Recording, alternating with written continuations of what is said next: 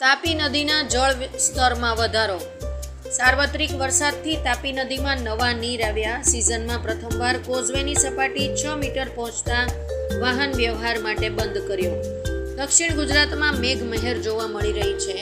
છેલ્લા 3 દિવસથી સુરત જિલ્લામાં ધોધમાર વરસાદ વરસી રહ્યો છે, ત્યારે આજે પણ સુરત શહેરમાં વહેલી સવારથી વરસાદી માહોલ છે. કાળા ડિબાંગ વાદળો સાથે વહેલી સવારથી જ વરસાદ વરસી રહ્યો છે. તાપી નદીમાં નવા નીર આવતા સુરતનો વિયર કમ કોઝવે પણ ઓવરફ્લોની નજીક છે, જેથી વાહન વ્યવહાર માટે બંધ કરવામાં આવ્યો છે. તાપી નદીમાં નવા નીર આવતા બંને કાંઠે વહેતા પાણીના દ્રશ્યો દેખાઈ રહ્યા છે. કોઝવેના નયનરમ્ય દ્રશ્યો જોવા મળ્યા છે. બીજી તરફ સવારથી જ એકધારો વરસાદ વરસી રહ્યો છે. કોઝવેની સપાટી વહેલી સવારે 6 મીટર સુધી પહોંચી જતા તંત્ર દ્વારા તત્કાળ બંધ કરવાનો નિર્ણય કરવામાં આવ્યો હતો.